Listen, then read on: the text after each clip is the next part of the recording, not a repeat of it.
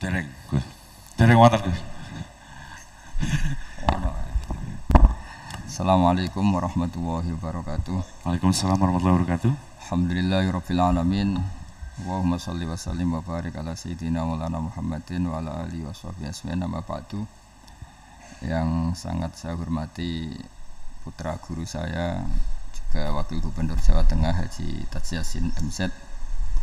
Di sini beberapa yang ngurus ngaji, juga ngurus nasib. Ini jaga jarak saya, juga jaga jarak fisik, juga jaga jarak nasib ini. Semoga nasibnya juga ada jaraknya ini. Ini ada Pak Jaka, ada Pak Ramdan, ada Pak siapa ini? Fadlilan itu ya, ada Pak Wahyu, ada Pak Asep, teman-teman Grab yang datang secara langsung. Ini ngaji, minta ngaji apa ini? Penyembuh lara Pak, supaya 21 nggak boleh menyerah ya. Harus semangat. Supaya mencari nafkah ceritanya. Nyari tok apa ketemu? Ketep lagi, Gus. Oh. Jemput. Itu jargonnya keliru. Kalau mencari nafkah itu mencari itu udah harus ketemu. Jadi akhirnya nyari terus nggak ketemu. Yang benar itu mencari nafkah apa menemukan nafkah? Mencari nafkah apa menemukan nafkah? Kalau nyari tok gak ketemu. Kadang ketemu. Oh. Setelah ketemu dipakai istri atau dipakai yang lain? Istri. Setelah ketemu dipakai keluarga. Oh. Yang berapa? Enggak, maksudnya yang dipakai keluarga itu berapa persennya? Keluarga itu ya Kalau yang takut istri 100%.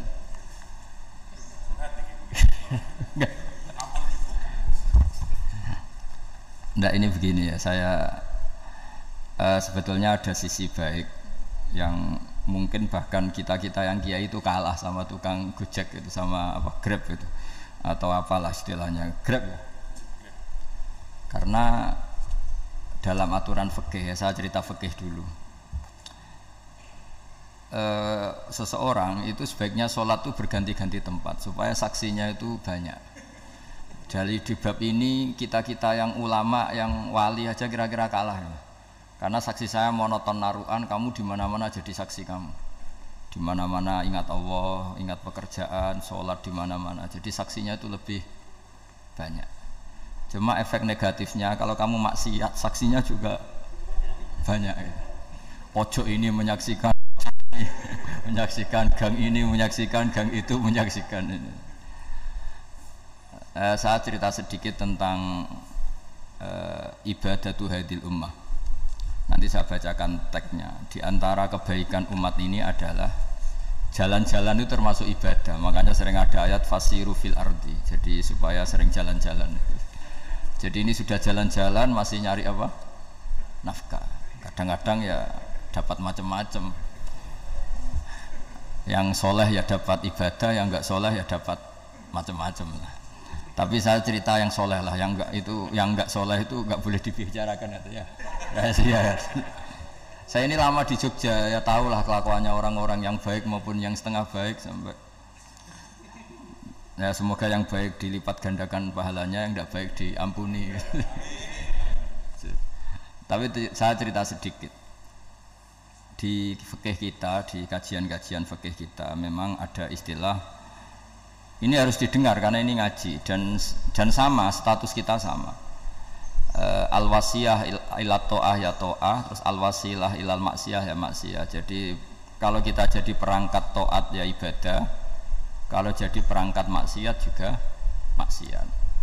Sehingga di ilmu medis maupun di jasa online atau ojek atau apa, misalnya pertanyaannya, kita pekerja paket profesional, boleh ndak ngantarkan paket narkoba? Ya jawabannya tentu ndak boleh, karena bukan masalah pekerjaannya, tapi yang diantar adalah sesuatu yang haram.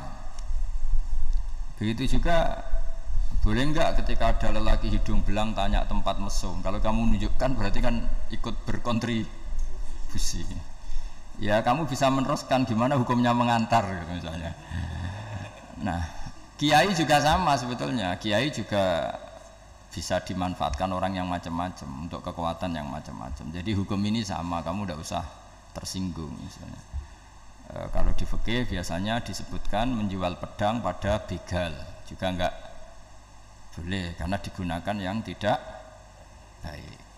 Begitu juga misalnya apapun profesionalitas kita, misalnya paket, kita nganter ke paket yang apa? Paket ganja misalnya. Fikih ini harus kamu ketahui dulu sehingga hukum turunannya, ingat Allah misalnya, ini bisa kena. Kita tidak boleh ingat Allah dalam keadaan maksiat yang enggak diridani Allah. Karena mau tidak mau fikih ini hukum dasar. Sholat pun bisa kena semprit. Misalnya kita sholat karena tugas, bukan karena lillahi ta'ala. Makanya dulu itu ada guyonan Mas Wahyu itu, ada imam dari masjid besar di negara sebelah, tidak perlu saya sebutkan negaranya. Itu cerita imamnya itu digaji 100 juta per bulan, datang ke Surabaya gitu. Muadzinnya itu digaji 75 juta, keren. Terus ngerti imam di Indonesia naik ontel, sudah watok naik ontel, nggak ada yang gaji, musolanya jelek, terus sudah ada jepit, ada dia kerasan di musola karena sering dimaki-maki istrinya, sudah. Jadi itikafnya itu ya sambil menghindar itu, bukan. Makanya banyak masjid Indonesia itu banyak yang itikaf itu, karena di rumah ada betah, sudah diomelin, nggak ada AC-nya. Sekarang masjid banyak AC-nya kan. Kamar mandinya juga gitu, di rumah sama di masjid bagus. Di masjid. Makanya pengurus masjid yang daerah-daerah sini sering cerita ke kita, kudune ngising ning omah Gus, mlayune moro masjid karena itu cerita. Indonesia itu negara yang enggak bener katanya. Imam dan muadzin tidak digaji. Terus dia cerita-cerita kebaikan negaranya dan buruknya negara kita. Lama-lama kiai itu mangkel. Kiai Indonesia itu kan cerdas-cerdas, meskipun jarang yang kaya tapi cerdas-cerdas. Dia muji negara. Lama kalahnya itu dibeginiin sama Kiai Indonesia. Makanya kamu sholat terus ya, takut potong gaji. Artinya kalau dia jadi imam karena digaji, efeknya adalah dia kalau bolos itu takut nanti kan dipotong gaji. Lama-lama kalau sering bolos di PHK gitu. Artinya luar biasa Indonesia. Imam itu tidak ada yang gaji tapi semuanya sholat istiqomah. Berarti kita ini top, datang ke masjid jadi imam tanpa ada yang gaji. Top mana? Top Indonesia. Semenjak itu si imam ini tidak pernah cerita kebaikan negaranya karena gaji imam. Indonesia dalam bernegara selalu begitu. Ketika kita tidak punya solusi transportasi, ada saja pihak-pihak swasta atau investor yang ingin menanamkan modal di investasi Grab dan sebagainya. Tapi saya tetap sebagai kiai mengingatkan status hukum fikihnya. Kenapa saya harus cerita itu? Karena fikih ini harus selesai dulu. Saya ulang lagi, fikih ini harus selesai dulu. Misalnya nganterin orang yang mau transaksi narkoba atau transaksi maksiat, atau tapi yang yakin. Kalau tidak yakin memang tidak haram. Tapi kalau yakin itu memang kamu tahu benar-benar iyalah kira-kira gitu. Supaya taat itu ada di semua kehidupan, sehingga nanti Indonesia kalau semuanya begini kan, yang cari sarana maksiat itu bahkan sekedar transportasi aja susah karena semuanya tidak mau. Misalnya paket juga gitu, yang mau ngedarkan narkoba kesulitan karena semua yang jasa paket tidak mau gitu. Begitu seterusnya, sehingga negara ini kita bantu bahwa awal ketidakbaikan di semua negara itu pasti karena maksiat. Maksiat itu mengganggu. Orang geger sama istri ya karena maksiat. Terus banyak kecelakaan itu rata-rata kata Pak Polisi juga karena maksiat. Jadi orang overdosis atau dalam keadaan mabuk nyupir. Terbesar kecelakaan itu jarang karena ngantuk. Terbesar masih karena pengaruh apa? Narkoba. Pembunuhan juga sama. Orang Indonesia itu mudah sekali memaafkan temannya, tetangganya. Tapi kalau sudah efek dari narkoba, bunuh itu jadi mudah itu jadi. Nah, Anda juga harus fair, jangan Tapi yang penting saya profesional nganter gitu. Nggak mau tahu dia latar. Meskipun kita tidak boleh neliti orang ya, nggak boleh tajasus, nggak boleh neliti ini. Tapi yang jelas kamu tahu, yang jelas kamu tahu ya harus dihindari, karena memang di semua profesi pekerjaan tuh utamanya kata Rasulullah SAW itu memperhatikan halal haramnya. Tapi ya saya ulang lagi, tidak boleh sok suci, tidak boleh tajasus, tidak boleh neliti orang lain. Tapi kalau yang jelas-jelas untuk maksiat maka harus kita hindari. Termasuk masjid sekalipun. Dulu zaman Nabi itu ada masjid namanya Masjid Dirar untuk memecah konsentrasi sahabat. Sahabat itu begitu mencintai Nabi, mencintai Rasulullah. Ada orang kafir pinter, orang munafik pinter. Ini Muhammad harus ditandingi. Cara nandingi Muhammad jangan pakai dangdutan, jangan pakai bar, tapi pakai masjid. Karena ini suasananya kesannya bagus. Dibikin masjid tandingan supaya orang tidak ke Muhammad semua, tapi ke masjid ini. Ini pikirannya orang munafik. Artinya jangan kira terus masjid bebas hukum, ya enggak juga. Masjid juga bisa kena semprit, karena ini mendirikannya untuk bikin apa? Tandingan, untuk bikin masjid dirar, kalau istilahnya Quran masjid dirar. Semua sarana kebaikan juga gitu. Yayasan yatim piatu juga kena hukum, pondok juga kena hukum, semuanya kena hukum. Ada orang ingin jadi kiai padahal tidak pernah ngaji, terus bikin pondok. Akhirnya dia dipanggil Pak Yai, anaknya dipanggil Gus, padahal najis saja tidak tahu. Itu kan kasihan umat, akhirnya ada penyelewengan. Jadi semuanya kena hukum. Jadi Anda jangan tersinggung ketika saya cerita fikih untuk para teman-teman yang di Grab, karena memang semuanya kena hukum. Bukannya mesra dengan istri juga kena hukum. Orang terlalu mesra dengan istrinya pasti ibunya terlantar, karena menuruti bojo dan nuruti ibu gitu. Kalau nuruti ibu istrinya yang terlantar. Yang loyal sama teman ya istrinya terlantar. Yang takut istri temannya terlantar. Jadi itu semuanya kena hukum tanpa terkecuali. Nah, saya cerita sedikit tentang sholat, karena orang-orang Grab ini banyak yang sholat, kemudian harus cepat-cepat. Dulu ketika sahabat punya imam yang lama sekali kalau sholat, sehingga si sahabat yang satu yang petani ini mufarokoh itu memisahkan diri, kemudian imamnya diselip. Itu boleh memang dalam fikih, kamu niat mufarokoh dulu. Mufarokoh itu niat bahwa kamu memutus hubungan dengan imam, kemudian meneruskan sholat sendiri. Singkat cerita, dua orang ini berdebat, Mu'ad sama Ar-Ra'i yang penggembala ini. Kamu munafik, sholat kok meninggalkan imam. Terus yang satu bilang, kamu keterlaluan, sholatnya lama sekali. Singkat cerita, dua orang ini lapor ke Rasulullah SAW. Uniknya Nabi itu membenarkan yang petani tadi. Kamu Mu'ad, jadi masalah. Agama ini tidak boleh jadi problem. Kalau kamu ngimami orang, jangan lama-lama. Di situ ada ibu-ibu yang ditunggui anaknya yang sedang menyusu, banyak petani yang nunggu macam-macam. Kayak pegawai POM ya ditunggu shift temannya, pegawai Indomaret juga gitu, apalagi Grab mungkin ditunggu penumpangnya macam-macam.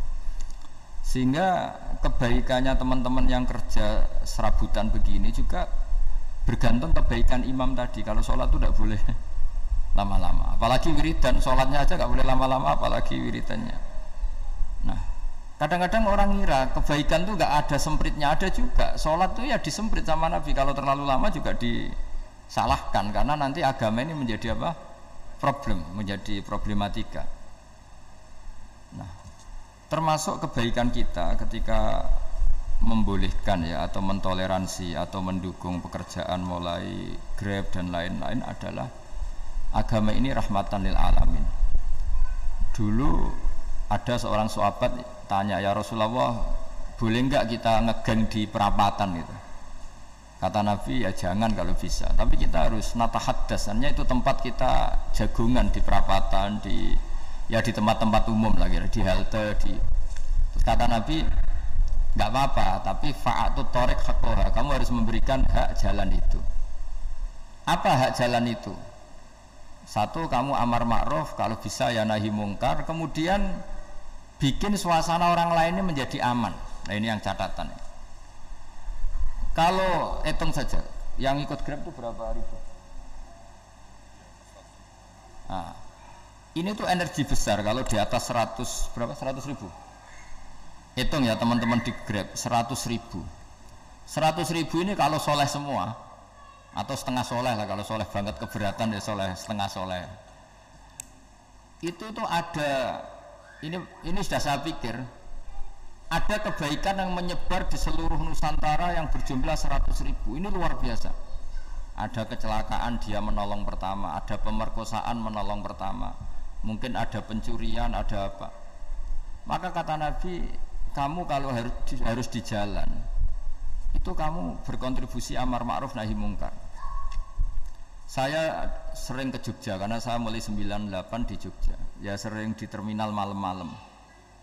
Saya ketika kecil itu sering diceritain orang nggak berani ke terminal ini banyak preman, nggak boleh ke terminal ini karena banyak preman. Ya mulai dari Sumatera, Jawa, hampir seluruh Indonesia. Kalau jam sekian sampai sekian sudah nggak berani karena banyak apa? Preman.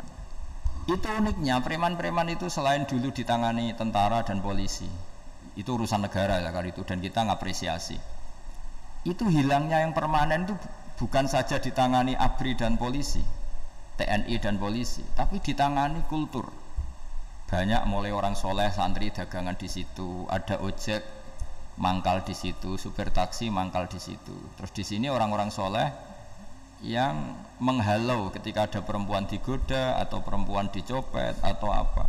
Terus lama-lama jadi kultur bahwa kebaikan ini dominan. Setelah kebaikan dominan ini otomatis menyingkir sedikit demi sedikit. Jadi selain negara ini harus melakukan sesuatu yang seharusnya, yaitu menjaga masyarakat dari kriminalitas, sebetulnya yang paling awet dan paling mudah dilakukan itu tadi, kebaikan harus menjadi kultur bersama. Sehingga kalau terminal kemudian ada mbak-mbak jilbaban yang dagang, terus pak-paknya soleh, ada musola yang hidup, ojeknya juga gitu, terus supir taksinya, lalu kebaikan ini menjadi nilai bersama.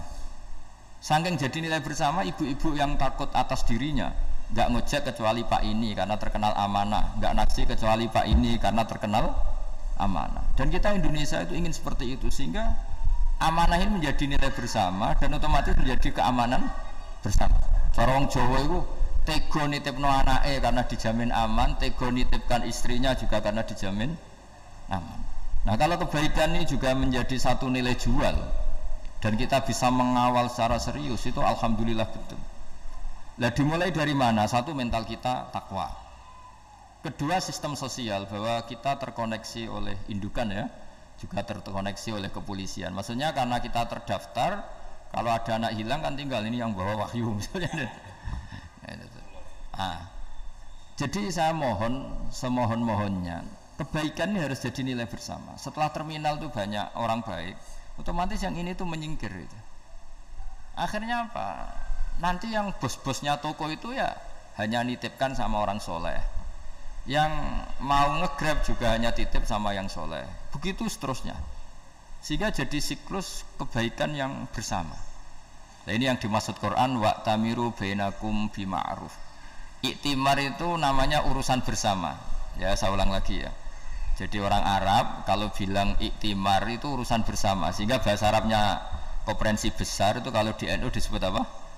Muktamar. Muktamar itu menjadikan urusan publik dirembuk, itu namanya apa? Muktamar. Nah di antara kebaikan yang diinginkan Islam itu wa'tamiru bainakum bima'ruf. Urusan kebaikan ini menjadi urusan apa? Bersama. Ya saya contoh itu kecil saya itu mesti dikandani sama orang-orang tua, jangan di terminal ini sampai jam ini, jangan di perapatan ini ketika sudah jam begini. Tapi barokahnya orang soleh bertebaran di mana-mana itu. Yang tukang grab ya di mana-mana, yang penjaga toko ya banyak yang soleh, yang ngojek, yang macam. Sehingga di terminal itu nyari tempat sholat ya gampang, cari tempat duduk ya gampang, nyari orang amanah ya gampang. Bahkan nama-nama yang nggak amanah ini nggak laku. Dan ini yang kita inginkan. Dan ketika nggak laku, akhirnya dia kalau ingin laku harus amanah, atau ingin laku harus tobat. Nah agama ini urusan bersama, sehingga Allah mengistilahkan wa'tamiru bainakum bima'ruf. Jadikan kebaikan ini urusan bersama. Sehingga karena ini urusan bersama, ketika kita jadi kiai juga harus, kalau misalnya tadi ada Gojek kok makmum, atau Grab kok makmum, atau supir bis kok makmum, kiainya harus cepat sholatnya.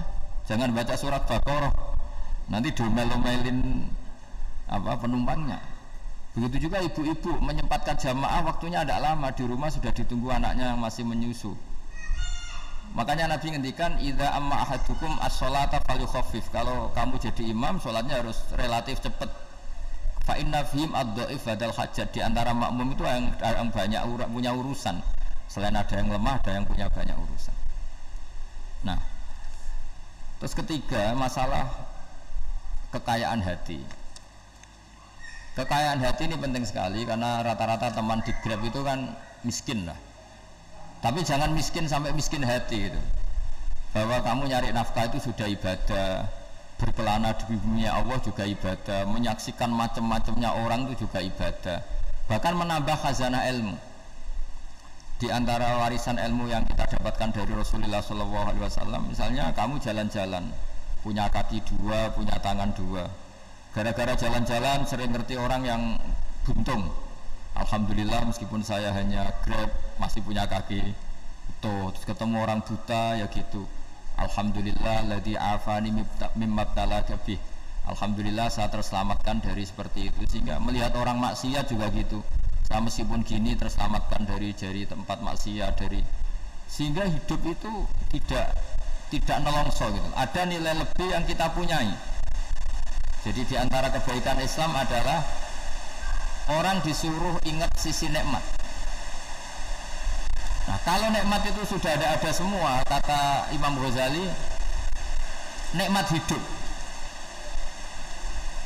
Kata Imam Ghazali, jika nggak ada kenikmatan yang Anda punyai, kamu datang ke kuburan. Disuruh datang ke kuburan. Dan kamu bilang begini, kenikmatan kembali ke dunia adalah kenikmatan yang diinginkan mulai yang mati zaman Nabi Adam sampai kiamat. Jadi kalau Fir'aun yang pernah jadi raja, Namrud, semuanya, bahkan orang-orang soleh sekalipun, kalau kamu tanya keinginan terbaiknya apa? Ingin kembali hidup untuk membenahi kesalahannya zaman hidup. Artinya apa? Kehidupan yang kita miliki sekarang adalah kenikmatan yang dirindukan mulai yang mati zaman Nabi Adam sampai kiamat. Maknanya apa? Kita punya kenikmatan yang luar biasa karena kenikmatan yang dirindukan oleh orang yang sudah mati mulai dulu sampai sekarang. Apapun masalah hidup Anda ini punya kenikmatan yang enggak tertandingi, yaitu namanya hidup. Barokahnya hidup itu kita bisa tobat. Setidaknya ingin tobat. Kalau nggak bisa tobat, ingin tobat. Makanya di Indonesia itu banyak nyuwun sewu, banyak maling yang anaknya itu soleh, karena kalau ngandani anaknya tetap gini, wes le bapak tok sing lakoni ku ojo, bapak tok yang alami ini kamu jangan. Banyak di Indonesia orang nggak bisa baca Quran, anaknya hafid, karena setiap bodoh itu tidak diwariskan. Wes le bapak tok sing bodoh ku ojo bodoh. Mungkin teman-teman di Grab juga gitu, wes bapak tok cung sing nasi pengen ku ojo. Jadi kebaikan begini itu akan terus menerus diwariskan, sehingga banyak orang nggak tamat SD anaknya dosen, nggak tamat SMP anaknya dekan, karena setiap dari kita itu cita-cita kebaikannya menurun ke anak cucunya, keburukannya berhenti di dia. Cara wong Jawa itu bapak tok sing nglakoni. Nah, di sini saya jelaskan tentang kekayaan rohani. Jadi saya mohon ketika Anda jalan-jalan nganter penumpang itu harus sering muji Allah Subhanahu wa taala. Ya, saya bacakan ayatnya, at-taibunal abidunal hamidun. Orang baik itu yang tobat, yang ahli ibadah. Di antara definisinya itu as-saihun, yang sering jalan-jalan. Siyakha itu jalan-jalan. Jadi orang paling bejo sak dunia itu sampai harus jalan-jalan ibadah dapat uang. Tapi syaratnya ibadah. Sekali udah ibadah dapatnya masalah kan? Sering gonjekkan orang cantik terus ingat istrinya tidak cantik gitu. Sering gonjekkan orang yang sopan, yang santun terus ingat andekan ini istri saya di rumah rewel gitu. Jadi kalau kamu tidak taat itu adanya penyesalan. Di lampu merah ada orang naik Ferrari, naik Alphard, sementara kamu di rumah hanya mobil butut, kadang malah tidak punya mobil. Jadi kekayaan rohani itu dimulai dari mana? Dimulai dari taat. Cara berpikir itu taat, bukan maksiat. Sekali Anda cara berpikir maksiat, maka adanya hanya penyesalan. Semakin pengalaman di luar, semakin penyesalan. Karena di luar sana banyak orang yang dapat nikmat yang lebih dari Anda. Tapi sekali Anda taat, Kamu akan mensyukuri apa yang Anda miliki dan tidak pernah ingin sama yang dimiliki orang lain. Sehingga orang-orang yang sering pergi itu sama Allah dipuji. Jadi tidak ada nabi kecuali di antara ibadahnya itu jalan-jalan. Fasiru fil ardi. Sehingga semua nabi itu mesti pernah melakukan perjalanan internasional. Rasulullah Muhammad SAW pernah jalan-jalan sampai ke Syam, padahal beliau orang Mekah. Nabi Ibrahim yang orang Syam pernah perjalanan sampai ke Mekah. Karena di antara kearifan itu ya dimulai dari apa? Jalan-jalan tadi. Kamu ngerti orang yang macam-macam. Makanya di antara kebaikan umatku kata Nabi itu siyaha fil ard, sering berkelana. Tapi tentu untuk mengambil pelajaran. Atta ibunal abidun alhamidun nasaihun. Nah, agama mensupport itu. Sehingga kata Nabi, jika ada orang kok sholat qobliyah, ba'diyah semuanya di masjid, sama Nabi ditegur, la taj'alu buyutakum kuburan, rumah kamu jangan jadikan kuburan, harus dapat jatah apa? Sholat. Kata ulama, kalau ada orang sering sholat di satu titik, itu ditegur, kamu harus ganti titik yang lain supaya saksi bahwa kamu di bumi sholat itu banyak. Jadi kita ya punya nilai positif juga tentang apa? Karena kita sering siyaha, kalau bahasa Arabnya itu sering keluyuran, saksi kita kebaikan juga banyak. Tapi pesan saya paling pokok tadi ya, jadikan komunitas kebaikan itu punya nilai jual. Syukur-syukur fid dunya hasanah wa fil akhirati hasanah. Ya kita bersyukurlah di Indonesia itu. Saya masih ingat kecil saya itu ya sekitar saya umur 15-14 tahun. Setiap mau pergi itu pesannya orang-orang yang sering pergi itu jangan masuk terminal jam ini di perapatan ini, karena yang namanya preman itu dulu dominan. Sekarang sampai jam 2 ada orang pakai jilbab, kadang ya orang pakai peci, yang nggak pakai peci pun ke musola terus. Yes, pokoknya kebaikan itu jadi komunitas dan jadi nilai jual. Bahkan tadi misalnya ibu-ibu yang pergi malam itu kan mesti ada orang-orang yang jadi langganannya karena terkenal apa? Amanah. Yang dititipi anak juga pilih orang yang terkenal apa? Amanah. Nah, nilai amanah ini harus kita jaga terus supaya kamu ya bisa bekerja, orang lain juga nyaman karena amanah tadi. Allah juga senang karena amanah itu perintahnya Allah Subhanahu wa ta'ala. Dan Indonesia harus menuju ke sana. Pemimpin juga harus gitu. Pemimpin bawaannya amanah, bawaannya apa, yang memilih dia juga senang karena nggak malu lah. Tapi kalau kita milih ternyata kita pilih tahu-tahu ditangkap KPK kan ya malu gitu. Dulu kita kampanye mati-matian ternyata dia ditangkap KPK, tapi kalau dia amanah kan ya senang. Sama kalau tukang Grab ketangkap satu karena penodaan atau karena pengkhianatan, yang malu juga semua karena kadang-kadang nanti digeneralisir seakan-akan semuanya seperti itu. Tapi dengan reputasi panjang nggak pernah terjadi apa-apa dalam Grab kan otomatis lainnya juga terangkat. Nah, ini yang dimaksud wa'tamiru bainakum bima'ruf. Jadikan kebaikan itu urusan bersama.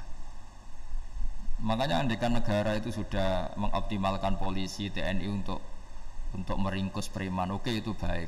Tapi ya lebih awet lagi kalau itu ditopang apa?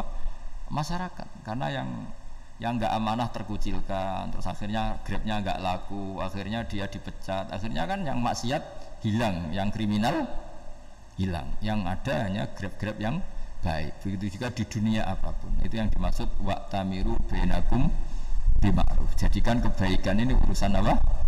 Bersama. Nah karena kita baik, otomatis jadi teladan yang baik bagi anak kita, istri kita, tetangga kita. Dan karena kita baik maka terhormat. Sehingga orang melihat Grab itu simpatik, respect karena reputasinya baik.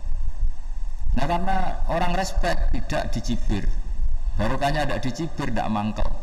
Barokahnya tidak mangkel, tidak saling ejek, bahkan tidak saling bunuh. Coba kalau kita jelek, dicibir orang, kita dalam keadaan mabuk, tidak terkontrol, bunuh. Jadi efek dari maksiat itu begitu buruknya. Sehingga penelitian itu mengatakan kebanyakan kecelakaan ya pemicu utamanya rata-rata ya nyupir dalam keadaan mabuk. Beberapa nyuwun sewu kasus-kasus kriminal rata-rata dipicu oleh hal-hal seperti itu. Makanya meskipun di luar saya tolong hindari narkoba, hindari hal-hal yang maksiat supaya pekerjaan Anda ini barokah. Kemudian yang terakhir saya beri ijazah tentang Al-Fatihah ya, karena ini surat yang populer. Kalau saya ijazahi Quran 30 juz pasti sampean nggak hafal. Atau ijazah surat Baqarah, kalau mau Baqarah mau. Ijazah surat Baqarah mau 2 juz setengah. Mau Mas Asep? Ya Fatihah aja yang gampang ya. Nah, ya kulhu Fatihah ini paket ringan ini. Tapi pahalanya apa? Besar. Ini beda ya, artinya selama ini mungkin Anda baca tapi monoton ya. Tapi ini saya bacakan teks aslinya tentang istilahnya itu mazaya itu kelebihannya Fatihah. Saya baca Arabnya dulu, nanti ini terakhir ya, ijazah tadi kan saran-saran umum tentang sosial ya, pokoknya jadikan kebaikan itu punya nilai sosial yang baik lah. Jadi nanti orang yang nggak amanah nggak laku ya, calon bupati, gubernur, presiden yang nggak amanah juga nggak laku. Begitu juga kiai yang tidak amanah juga nggak laku, suami yang nggak amanah juga nggak laku, istri yang nggak amanah juga. Sehingga kebaikan ini jadi nilai sosial yang dalam tanda kutip sudah keniscayaan ya. Yang diinginkan Allah itu seperti itu, bukan kebaikan yang dipaksakan karena kekuatan negara. Maksudnya kalau bisa kebaikan itu tidak usah dipaksakan. Memang satu apa ya, sudah satu kebutuhan. Tak cerita-cerita di negara maju itu, bahkan apapun jatuh itu nggak ada yang ngambil apa itu. Makanya gambarannya Mekah Medina kan gitu kan, barang jatuh nggak ada yang berani apa ngambil itu, saking sudah jadi sistem. Sehingga banyak negara di Eropa itu yang sampai nggak punya tentara, nggak punya polisi karena kebaikan itu sudah. Nah kita kan masih capek, polisinya aja capek apalagi masyarakatnya, karena ya apa ya, kebaikan itu belum jadi nilai apa bersama. Nah kita selain ditopang negara, ada polisi, ada tentara, itu kita usahakan kebaikan itu jadi nilai apa bersama. Tadi wa'tamiru bainakum bima'ruf. Dan kita punya reputasi yang bagus dalam bab ini. Saya masih ingat kecil saya itu yang jilbaban hanya keluarga kiai. Sekarang rata-rata masyarakat itu jilbaban. Dulu yang sekolah SMP, SMA itu jilbaban kadang dulu malah dilarang ya, harus sama seperti itu seragamnya. Sekarang sudah boleh dan nyaman. Lama-lama yang dapat simpatik ya yang pakai pakaian model tertutup seperti itu. Lama-lama gampangane cara wong golek mantu ya golek yang seperti itu daripada yang blodor. Lama-lama jadi nilai bersama. Ya ingin saya seperti itulah. Di terminal juga sama. Orang mau makan cari warung yang kelihatan ada ayat kursinya, pakai jilbab atau paling enggak dia enggak mungkin lah nyuguhkan yang tiren atau yang haram. Akan ada garansi sosial, ada apa? Ada garansi apa? Sosial dengan penampilan yang soleh itu kan. Masa iya nyuguhkan oplosan babi itu misalnya itu. Jadi nilai sosial itu harus ya tadi harus benar-benar jadi nilai yang, sehingga negara biar gak capek-capek itu. Polisi juga gak capek kan, karena tugasnya corong Jawa mau ngawat-ngawati tok, tapi sudah tidak perlu tegang karena kebaikan sudah jadi nilai apa bersama. Ingat-ingat ya ayatnya tadi, wa'tamiru bainakum bima'ruf. Jadi kebaikan itu harus jadi nilai bersama. Iktimar itu menjadi urusan bersama. Makanya kalau kita rapat besar disebut apa? Muktamar. Muktamar itu urusan bersama. Ya tadi imamnya sholat juga menopang Gojek karena nggak lama-lama, nopang Grab, nopang Kernet, nopang penjaga Indomaret, penjaga bensin, pom bensin. Nah dia hanya punya waktu 5 menit terus imamnya baca Baqarah. Iya imamnya mursyid, mungkin dia tambah lama tambah dapat aplaus dari muhibbinnya, tapi makmumnya dia tambah lama tambah dapat penghormatan dari pecintanya, tapi kitanya wah khusyuk wali kan, dia dapat status naik lah. Kita yang sudah tidak ikut jadi wali diganggu apa pekerjaannya. Kalau ada imam seperti itu sampai mufarokoh saja, niat ya Allah sampai sini saja saya makmum orang itu, silakan orang itu punya urusan sendiri dengan jenengan, ya sudah atau salib saja apa ya, itu boleh. Kalau dalam fikih namanya apa mufarokoh. Mufarokoh itu niat, tapi kamu jangan langsung selonong mufarokoh, niat dulu pamit sama Allah bahwa sekarang mau mufarokoh. Tapi ya jadi sholat yang aneh kan, imamnya masih rukuk, kamu terus sujud, terus apa-apa selesai ya. Mungkin dalam pandangan itu orang lain ini maksudnya makmum gimana ini kok begini. Tapi sudahlah, Allah Maha tahu. Insya Allah dimaklumi. Ya saya baca tentang Fatihah ya, karena sampean pasti sering baca Fatihah. Supaya apa? Sekaligus jadi jimat lah gitu. Jadi kalau kamu sering di jalan-jalan yang mungkin sepi atau mungkin kan tidak semua teman Grab itu nasibnya bagus, yang di Semarang Jogja, mungkin yang di Kalimantan di Papua kan ada yang 10 kilo gak ketemu rumah, ya kan? Yang lihat di TV-TV itu kan kasihan kan, sudah 10 kilo gak ketemu rumah, penumpangnya kuwekar preman tuh kan, ini makan orang enggak kan gitu. Kan ujiannya dua. Kalau penumpangnya cantik itu ya kecoba syahwat, kalau preman takut. Jadi orang itu selalu ujian itu. Sing sedengan itu kan jarang orang itu. Jadi kalau penumpangnya perempuan cantik ujiannya itu syahwat, kalau preman ujiannya ketakutan. Kalau orang yang lemah bawa uang ujiannya kamu ingin garong. Jadi hidup itu memang semuanya ujian. Liyabluwakum ayyukum ahsanu amala. Makanya saya sering ditanya oleh teman-teman, Gus, nah ujiannya kenal wong wedok elek piye? Sama, kenal wong ayu ujiannya syahwat, kenal wong elek ujiannya ngenyek, itu sama-sama dosa. Syahwat ya dosa, ngenyek juga dosa.